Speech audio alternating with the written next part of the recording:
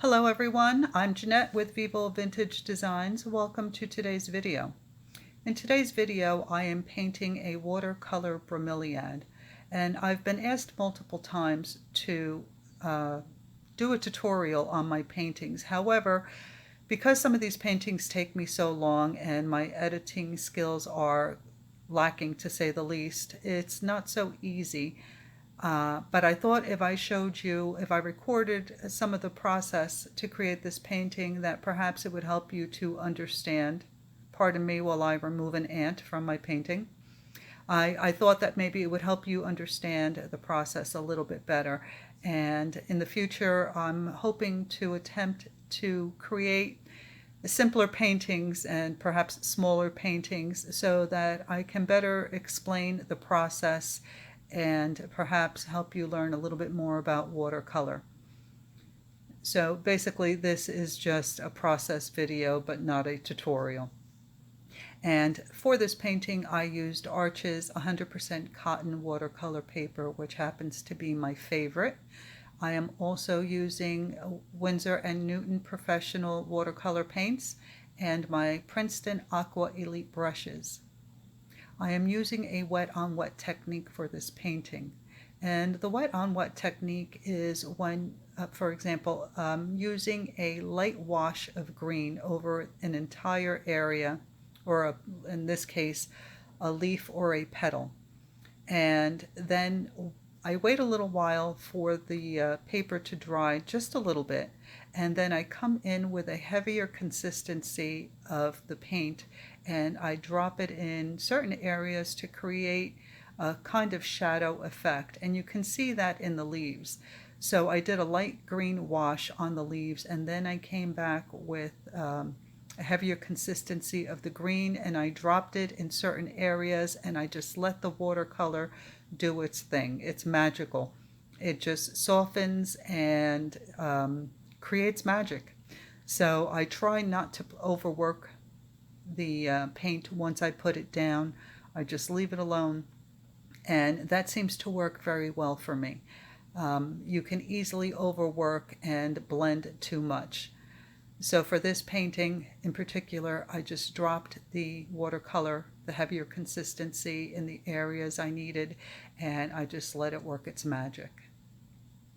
And for the petals, I did a light wash of the pink over the area, and then I came back with a heavier consistency and I dropped it down at the base, and it creates this beautiful shadow effect. Now, when you're working with the wet-on-wet technique, you have to make sure that you let the area dry completely before you start working on the adjoining area. Otherwise, the paint will bleed into each petal or leaf will blend into the other. So you have to work in an area, let it dry, go work on another area away from the one you just finished. And once it's dry, you can work on the petal or leaf next to it. Well, I'm going to let you finish watching this process, and I hope that it helps you to understand a little bit better how I create my paintings. And again, I will be working on creating smaller, simpler paintings in which I can explain the process to you better, as I do with my alcohol ink paintings. I hope that you enjoy this and that you learned something. Please don't forget to like, comment, and subscribe, as your interaction with my channel is very helpful and greatly appreciated. Your support means the world to me. Also, please don't forget to check out the description box for a complete list of products used and links. All right, everyone, thank you so very much for watching, and I will see you in the next video. I forgot to mention, when I was doing the background for this painting, the image from which I did the painting had a dark background and it was black. I thought the black would be too much, so I did a brown background using sepia, and once I finished it, I hated it.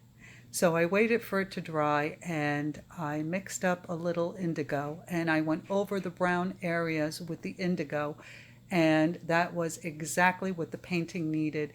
It gave me this beautiful bluish black, and it really made the other colors on the painting pop. So I thought I had ruined the painting by adding the the brown background. If you would like to see what the actual finished painting looks like, check out my Facebook page, Vivo Vintage Designs, where I've posted the completed painting. It's also the image that I used as a thumbnail for this video. All right, I just thought I'd fill you in because the end of this video doesn't show the change that I made with the indigo. All right, everyone, thanks again for watching, and I'll see you in the next video.